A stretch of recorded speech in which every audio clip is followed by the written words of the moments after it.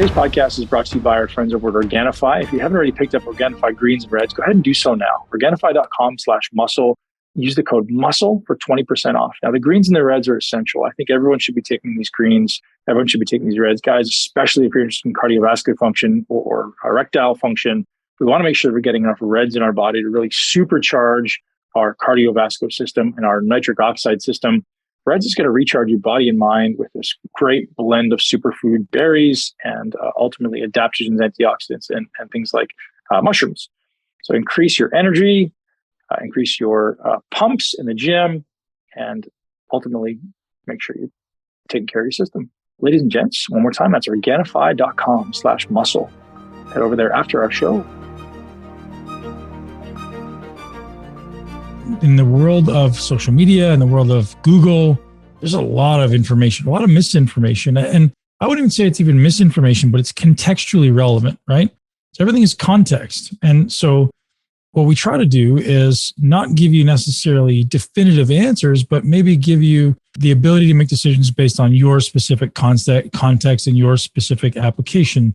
So for example, everyone on here has different goals, right? Some people want to put on maximum muscle. Some people want to lose maximum fat. Some people want to learn how to lose fat for the rest of their life and never put it on. Some people want to learn how to eat. Some people want to learn how to move well. So identifying your goals and being ultra clear on your goals is vital to your success. And part of our coaching process, as we discuss as coaches, is we're basically problem solvers, right? You identify where you want to go and you go, hey, I want to go there. And that could be, hey, I want to have a six pack. I want big muscles. I want to be strong. I want to move well. I want to feel amazing. I want to be confident. Great. You identify that. Then we come in and we say, okay, where are you now? Right? What are we try to assess? Objective, subjective assessment. So, how well do you move? How well do you eat? What is your digestion like? What is your sleep like? What is your stress like? And we're in the background kind of looking at all these things, under the guise of the 6 pillars of a lean, healthy, and muscular body and saying, okay, based on what we see, here's the greatest opportunity for you to progress. And the way we look at it, so you guys understand my thought process, it's always just the weakest link, right? What is your current weakest link? And how do we make that better, right? Your body is only as strong as the weakest link. So is it sleep? Is it digestion? Is it movement? Is it stress? Is it breathing? Is it your mindset? So today I want to talk a little bit about mindset because this is a big aspect of optimization. Is anyone interested in the concept of optimization of brain and optimization of mindset? Great. And now I don't claim to have all the answers, right? But sometimes taking on a perspective is really, really useful. And, we talk about the brain in the beginning. We talk about this concept of like, it's a tangible thing, right? It's actually like your brain. It's the difference between the brain and the mind is the brain is a physical entity. The mind is not a physical entity. The mind is something that exists somewhere between the brain and, the rest of the body, or maybe through the nervous system. We don't actually know. Nobody has a really excellent definition of where the mind originates. We have some speculations.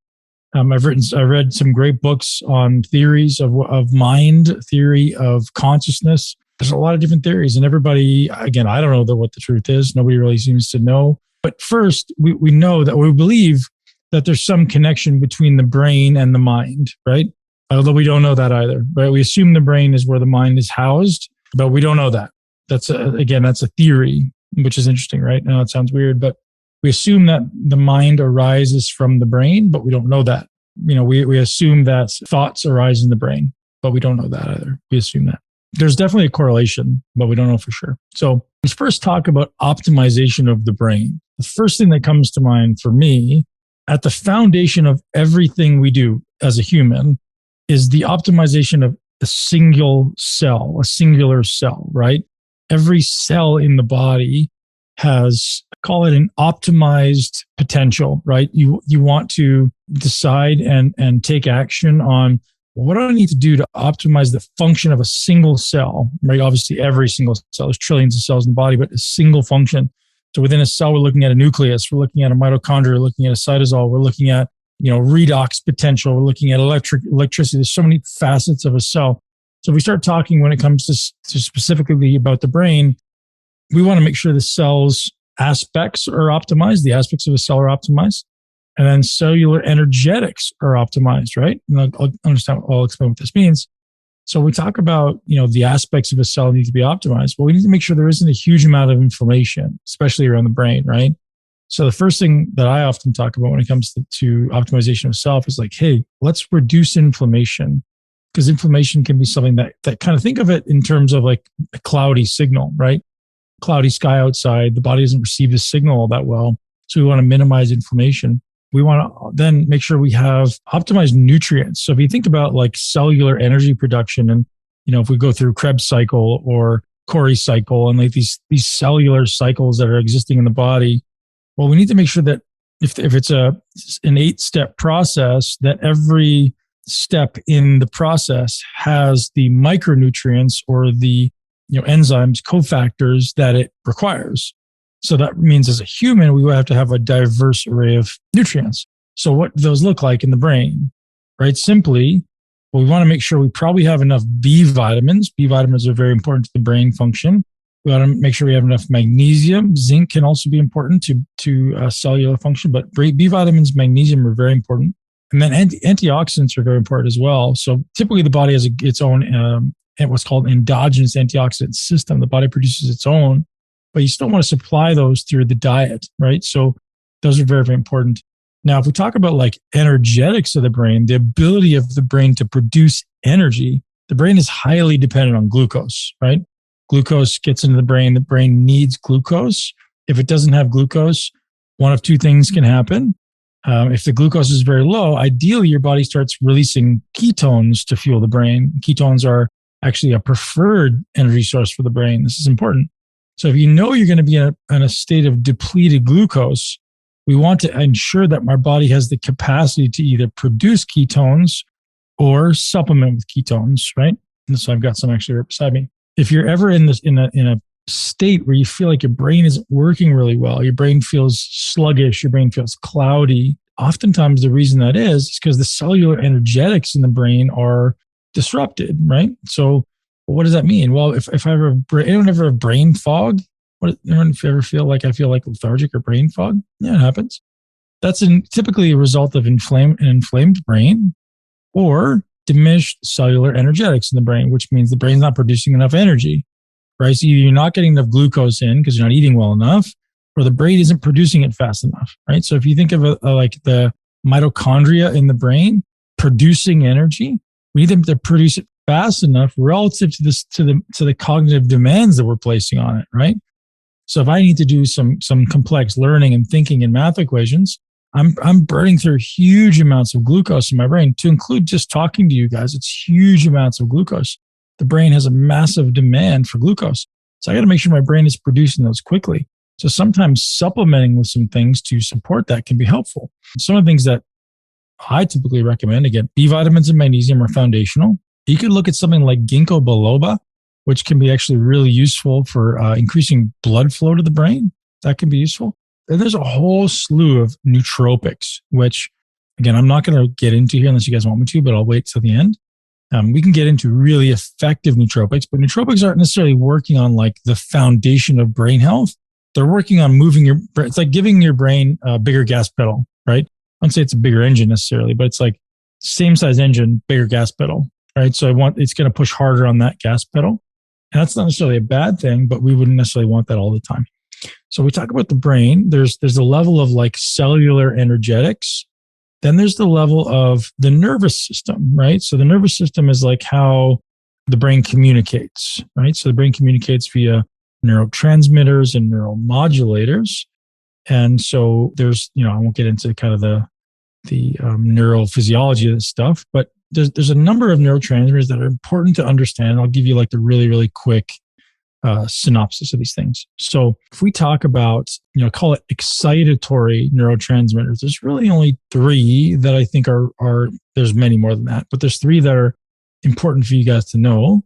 And so three that I would say are important to know are going to be acetylcholine, dopamine, and glutamate. And those are excitatory neurotransmitters. Those tend to make your brain a little more stimulated, right? The brain works a little bit faster. On the other side of that, we have inhibitory neurotransmitters.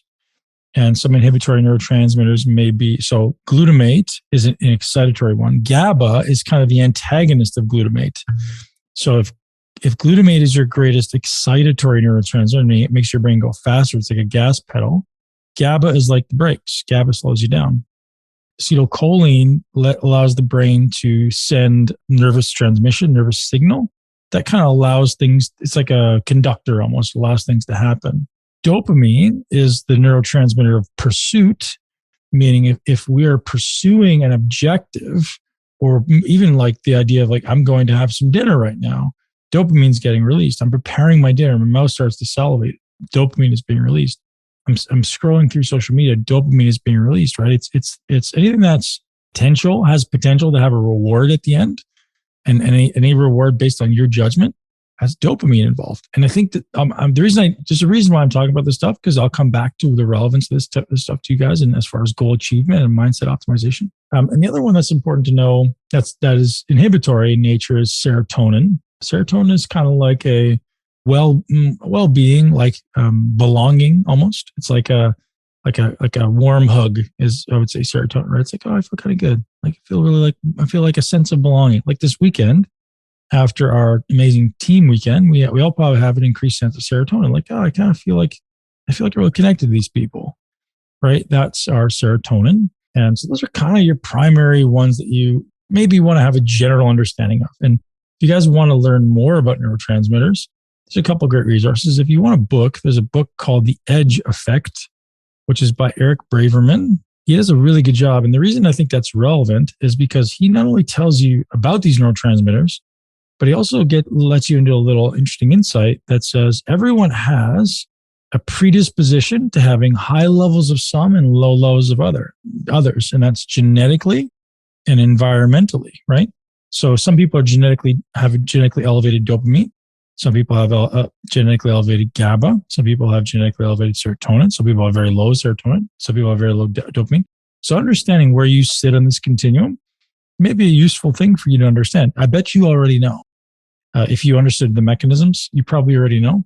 People who are dopamine driven tend to just kind of be very goal oriented, right? They're going to go after goal, after goal, after goal, after goal, often achieving them.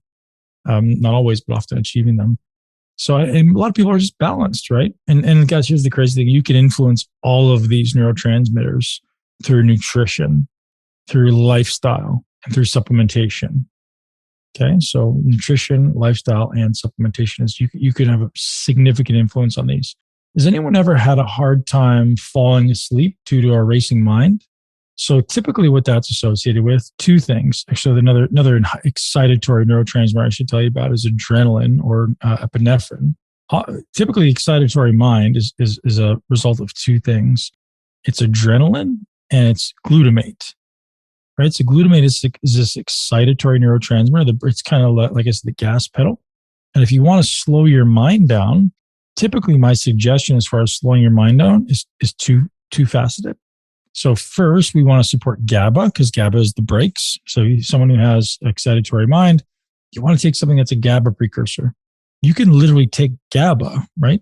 You can buy the supplement GABA, GABA. You can take that. However, it's not typically great for absorption. It says pretty low absorption. You can take L-taurine as a GABA precursor. People will be very familiar with taurine because it's in Red Bull. It's in most energy drinks. Why do they put it in there? Because it tends to remove the jitters. If anyone ever gets jitters from coffee or energy drinks, putting a little taurine in there, about 100 to 200 milligrams, is a little trick they use to prevent you from getting jittery. So is L-theanine. You'll sometimes find L-theanine in there. L-theanine kind of prevents the jitters. That's important stuff to know, right? That's a good tool to have to start to understand kind of mechanistically what's happening within your brain.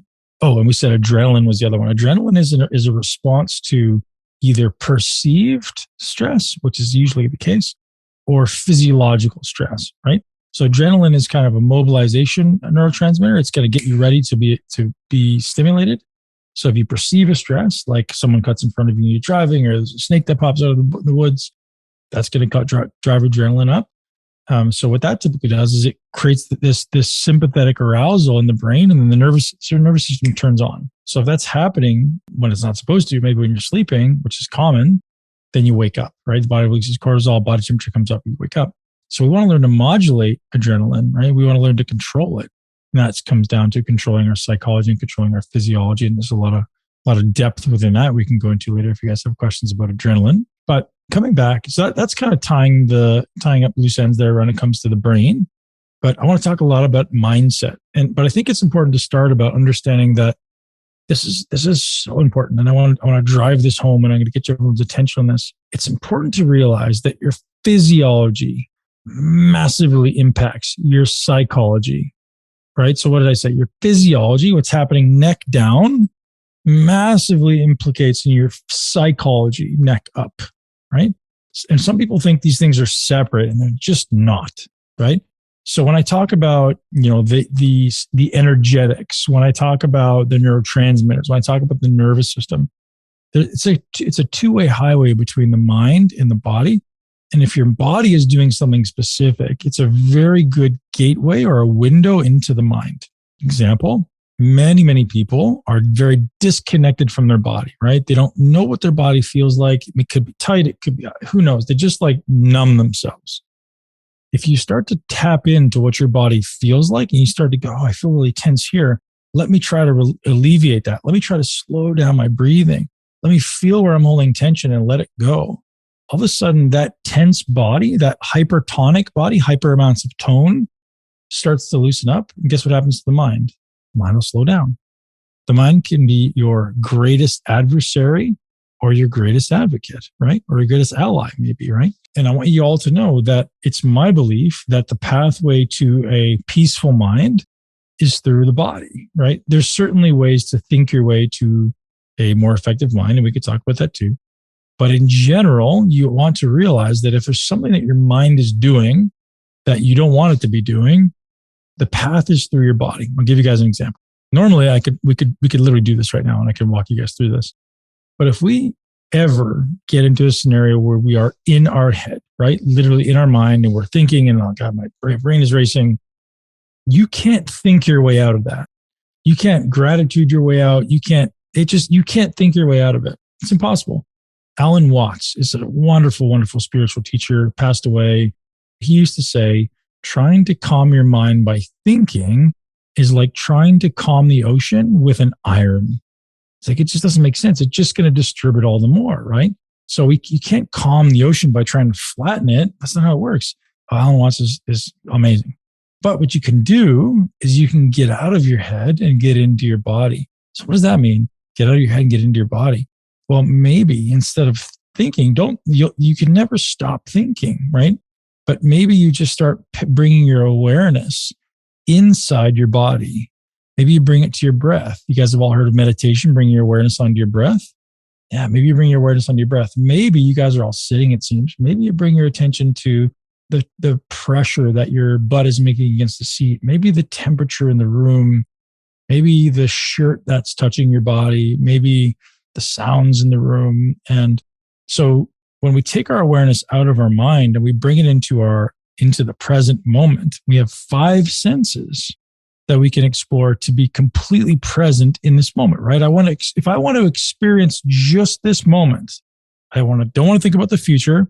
I don't want to think about the past. If I just want to experience this moment, I have 5 amazing senses from which I can deeply explore what's happening in those senses, right? So every one of you right now, if you were to just give me a little bit of awareness on the temperature in the room, maybe the temperature of your skin, maybe the temperature of your hands, you get really precise, maybe the temperature of your feet, right? You can start to realize all the different places may even have different temperatures.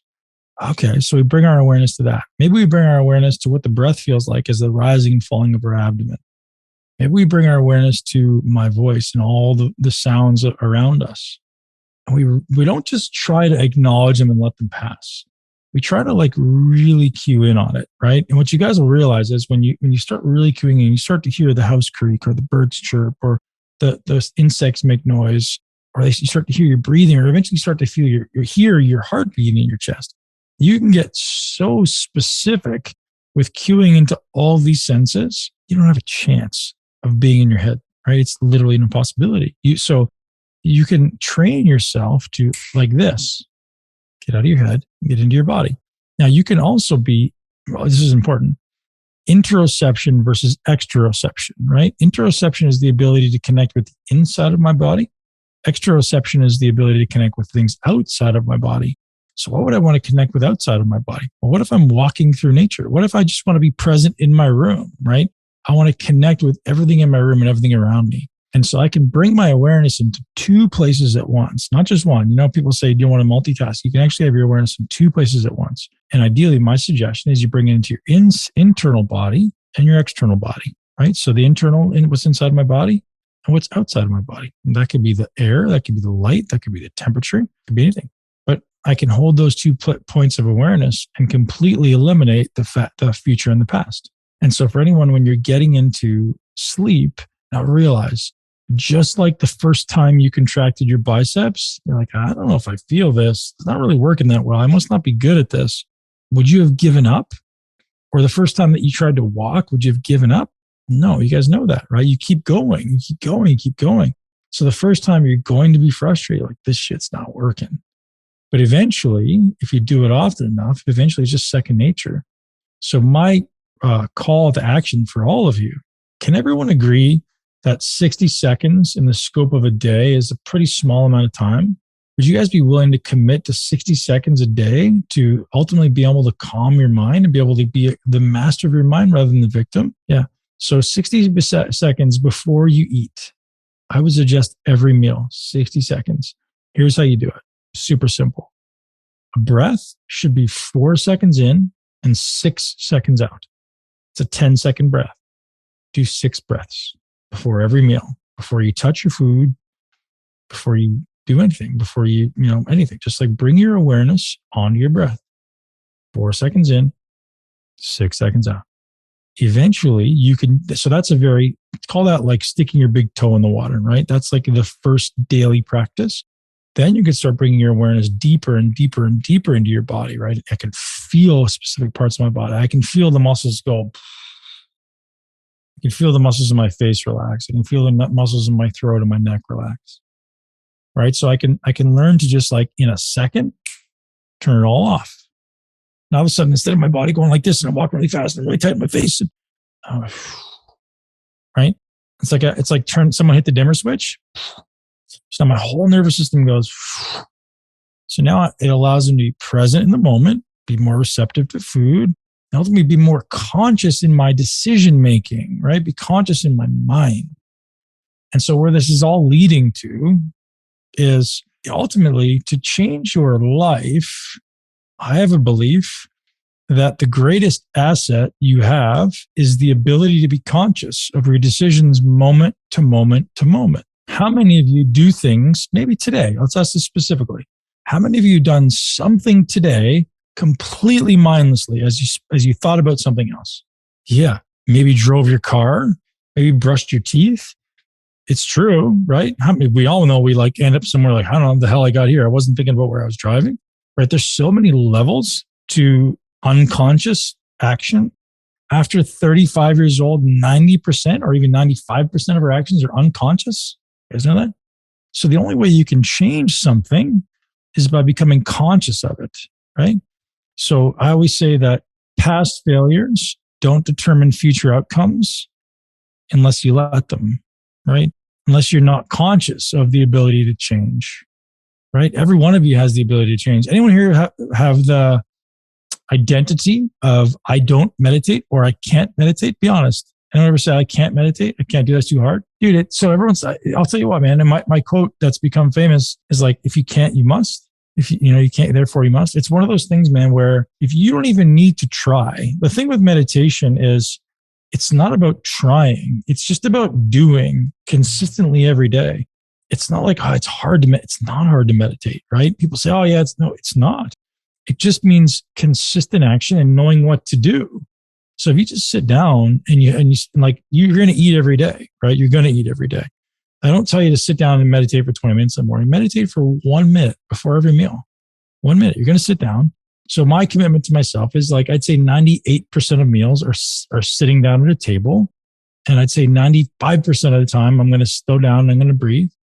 I'm going to do 10 breaths, slow as I can. Usually, to be honest, I do more. I probably do 3 to 5 minutes of breathing. But listen, do 5 breaths, 10 breaths, right? Bring yourself into that moment. And then what you'll find is as you accumulate that over time, your ability to be conscious minute to minute to minute completely changes. So the number of things I do unconsciously in a day is much lower now than it was 1 year, 2 years, 5 years ago. Much less. Not zero. I promise it's not zero. There's many things I'm like, oh shit, I didn't mean to do that, but it's much less. And I'm going to tell you factually, 1 year from now, it's going to be even less than it is now. I love that. It's such an empowering thought to think that I can be conscious of who I'm becoming and the decisions I'm making with around my body, around my family, around my nutrition, around my training.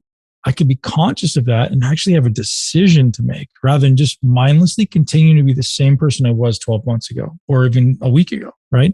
So we talk about optimization of mindset. Listen, this is not yet an optimization of mindset conversation, but what this is the foundation. If you want to change who you've always been, you've got to do something different than you've always done. And the only way to do that is to become conscious minute to minute to minute. Otherwise, you don't stand a chance. You're going to fall back into the path of least resistance. The human mind and the human body is designed for the path of least resistance. Fact, right? We know this. This is our nervous system. This has kept us alive for hundreds of thousands, if not millions of years. That's a wonderful thing, right? The challenge is many of us have created habits based on society, based on habits, based on history that maybe we don't like. Maybe we're like, I wish I could change that. And you can. You absolutely can. But the first step is, okay, I need to become conscious of it. So conscious awareness is step one, right? Step two, I always say, is intentionality. What's intentionality? Become intentional about what the first step is going to be when you realize I'm conscious. So how do I become intentional about something? Well, I need to know where I'm going, right? I need to have a goal. I need to be goal oriented. So if I say I want to be, 20 pounds leaner in 3 months, 6 months, well, I need to know that. So when I get to that, I go, okay, well, is this thing going to make me closer or further away from my goal, right? That still doesn't mean you're going to do it, but at least you're able to be conscious of it, right? You can make that conscious decision. And then when it comes down to doing it, so we have conscious awareness, intentionality, goal orientation. And the last one is going to be, okay, well, what makes me follow through? What is it? Purpose. So either purpose or a plan, right? So if you're someone who follows a plan with 100% accuracy, you just need a plan. You don't need purpose. But if you don't follow a plan with 100% accuracy, then you need to know your purpose. The people who follow the plan, the results are remarkable. You see? Be remarkable. The results are truly remarkable. And that's not an exaggeration. They're truly remarkable. And if you don't follow the plan 100%, because maybe life gets in the way or maybe you make excuses or whatever it is. Well, the only other way, in my experience, is you have to be driven by a purpose that's bigger than yourself. So some people will do it for financial freedom. Some people will do it for status or significance. Some people will do it for their family. Some people will do it because they think they're going to die. Some people will do it because they have a goal. Like for me, it was becoming Mr. Olympia. I was like, I'm going to do this. I don't care how much it hurts. That was my huge purpose, right? If you don't have a purpose, you'll fail. So either you follow the plan or you have a purpose. Thanks for listening to the Muscle Intelligence Podcast. For full episode guides with important takeaways and bonus resources, head over to muscleintelligence.com/learn. If you enjoy the show and find value in the content, please subscribe, share this podcast with at least one person you know and love who would benefit from this content. Leave us a review and support our sponsors. You can see the full list of show sponsors, discounts, and get exclusive Muscle Intelligence deals at muscleintelligence.com/resources. To join our private community and get VIP access to my masterclasses, upcoming muscle camps, and other resources that we don't post anywhere else, head to muscleintelligence.com/community. Most of all, thank you very much for your trust, for your time, and most importantly, for supporting health and fitness in this world. Enjoy your day, and I look forward to seeing you here next week. Thank you so much for tuning into Muscle Intelligence. If you enjoyed today's episode, please be sure to share it with at least one person you know. Make sure you're subscribed so you never miss an episode. This podcast is for information purposes only. The statements and views on this podcast are not medical advice. This podcast, including Ben Pakulski and the producers, disclaim responsibility for any possible adverse effects from the use of information contained herein. Opinions of guests are their own, and this podcast does not endorse or accept responsibility for statements made by guests. This podcast does not make any representations or warranties about guest qualifications or credibility. This podcast may contain paid endorsements or advertisements for products or services. Individuals on this podcast may have a direct or indirect financial interest interest in products or services referred to herein. If you think you have a medical problem, consult a licensed physician.